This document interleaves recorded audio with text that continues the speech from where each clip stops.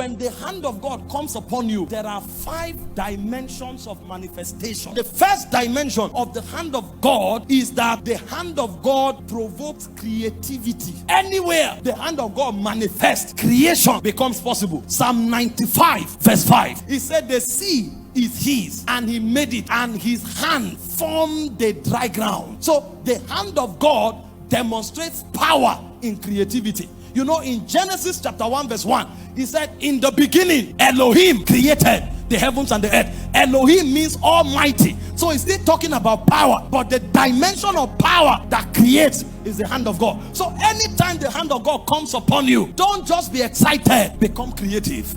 The second dimension of the hand of God is supernatural speed. 1 Kings 18 verse 46. And the hand of God was upon Elijah, and he outran the chariots of Ahab, even unto Jezreel. See, when we are talking the power of God, we are not just talking feelings. We are talking power that creates supernatural changes. You know what that means? The king represents status quo. That means the best of what can be obtained. He represents it. And his horses are the fastest. For the purpose of security, you never go to any land where anybody has a horse better than that of the king. But when the hand of God came upon Elijah, he outran the king and his chariots. That means if the hand of God comes upon your life, you will defy status quo. They told you civil servants can be wealthy, and then you now enter a frequency of speed. You receive salary for 2 years and you invest it in a business, and that business brings billions. And they ask you, how did you do it? It's supernatural speed. They told you this ministry you are going into, until you are 15 years, you won't succeed. You are 1 year, and you start doing what those who are 20 in it can do. It is speed. Yes, it may take somebody else 20 years. Nobody says it won't take me 6 months. If the hand of God comes upon you, you can outrun the chariots of Ahab. The third thing about the hand of God is that the hand of God works wonders. If everything in your life is natural, you are a failure. If you can explain everything about your destiny, you are a failure. Ask those who change things. There are many things about their life that is supernatural, and that supernatural life is a function of the hand of God. Acts 4:29-30. When the disciples of Jesus were beaten, flogged, intimidated, and they were warned to stop preaching, they came to God and said, Lord, now behold their threatening. Behold, they have paralyzed us with their threats. Behold it. They now say, grant unto thy servant all boldness that we may speak the word. How? They say, by stretching forth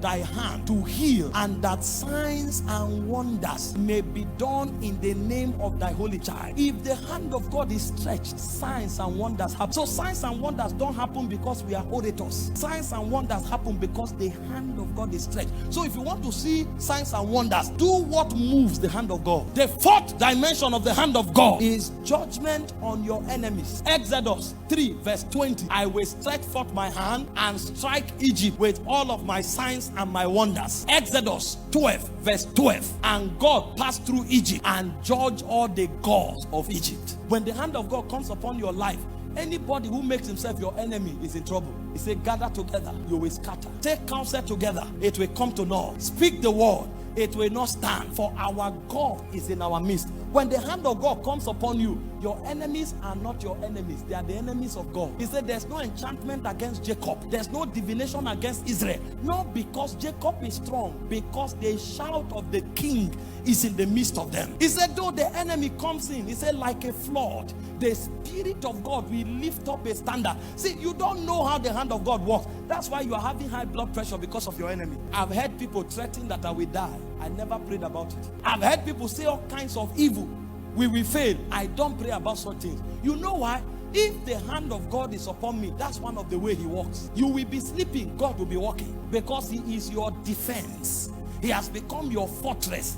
And the final thing the hand of God represents is terror. Terror, terror, terror. Hebrews 10:31. Terror. When the hand of God manifests, your enemies are paralyzed. It is a fearful thing to fall into the hands of the living God. It's a fearful thing. Deuteronomy 2 from verse 24 to 25. It says, rise ye up, take up thy journey, go beyond the river Arnon. Behold, I have given unto you Sihon the Amorite, king of Heshbon. Begin to contend with him in battle and possess the land. Why? He said, I have put my terror upon you. Your enemies are paralyzed before you show up. That's why even those gossiping you, when you pass, they begin to confess, because there's something the hand of God does to you. And David knew this. He said, though I walk through the valley of the shadow of death, I fear no evil, for thou art with me. For thou anointest my head with oil, my cup runneth over. He said, in the midst of my enemies I can prosper. See, you don't only prosper where your friends gather. When the hand of God is upon your life, your enemies can surround you. You will still prosper because of what is happening to you. I make bold to tell you tonight that everybody that ganged up against you, from tonight there'll be confusion in their camp.